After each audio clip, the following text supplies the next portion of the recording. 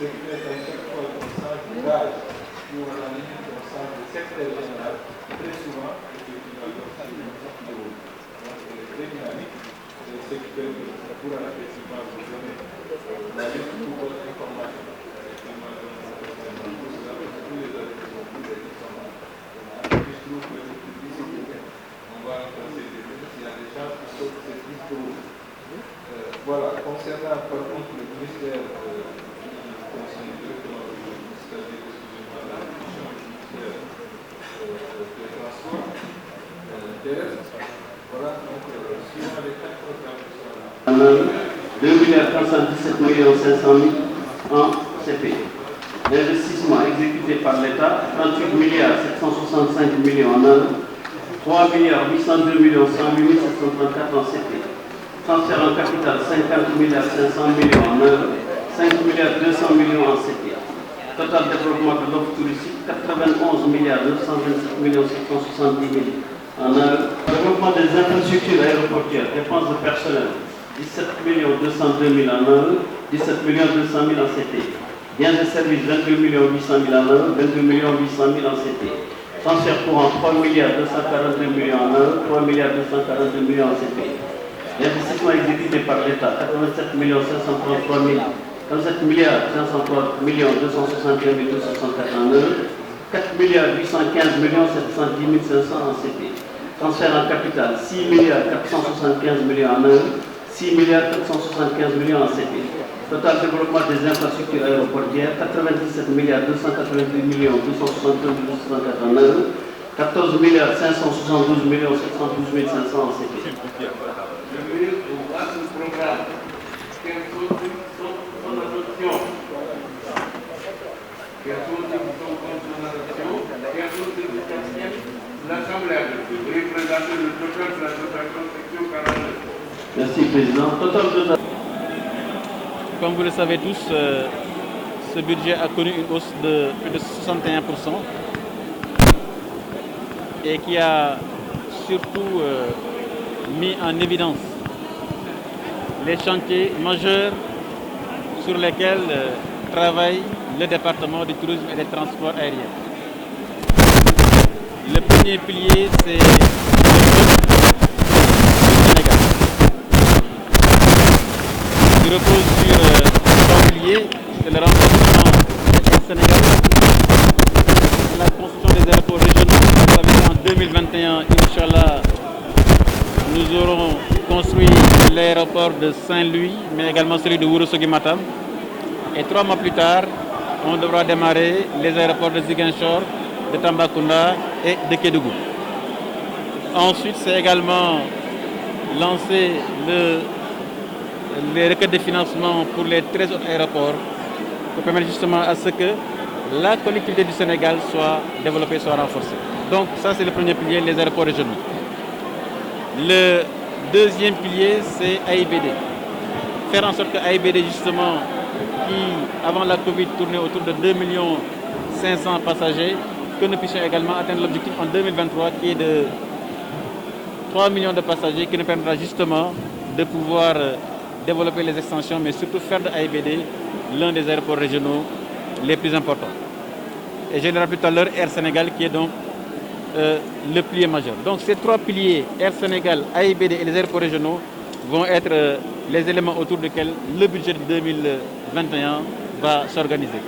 Et autour de AIBD, vous l'avez tous suivi, c'est tout ce qui est plateforme, comme le centre de maintenance, comme le centre de formation métier aéronautique, comme l'Aérocity, pour permettre justement à ce que notre pays soit un hub aérien fort.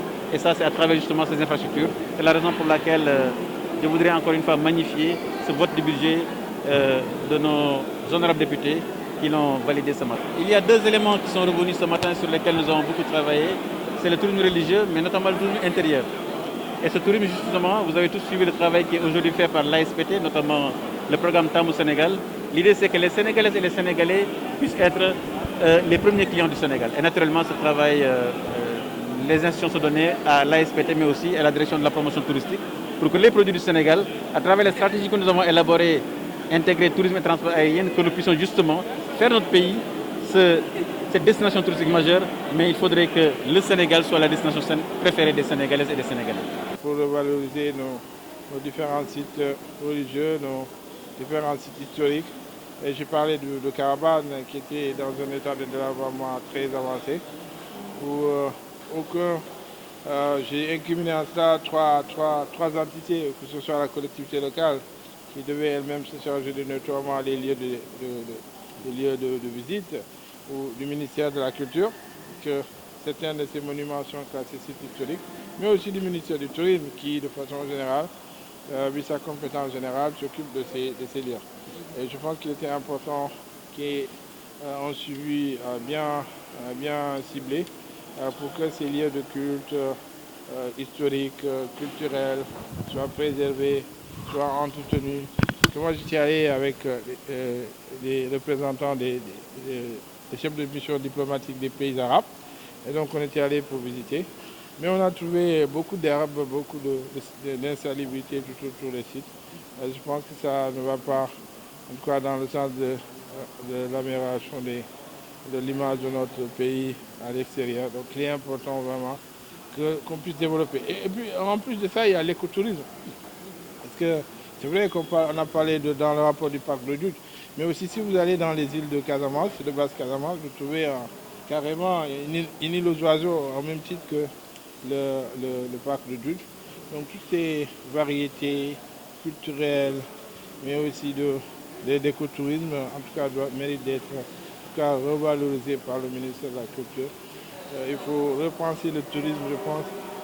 Il ne s'agit pas seulement de faire venir des Européens pour qu'ils viennent séjourner pendant 15 jours ou une semaine chez nous, mais il faut diversifier l'offre sur le plan ceux qui veulent faire de l'écotourisme, ceux qui veulent faire du tourisme historique, visiter nos monuments, nos tatas, les anciennes bâtisses qui ont souvent habité les demeures ou les lieux de retraite de nos héros.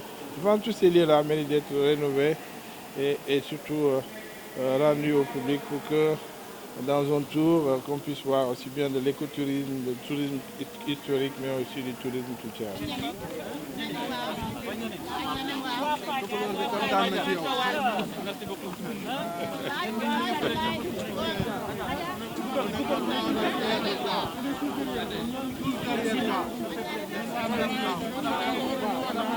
Grâce à la Linguère aussi.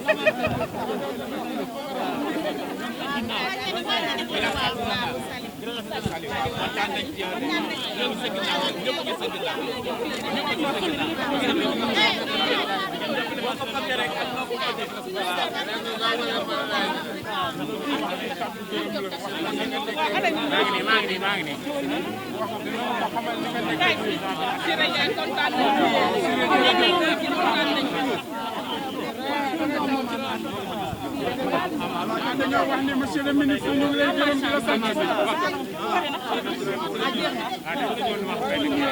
di ñaan yàlla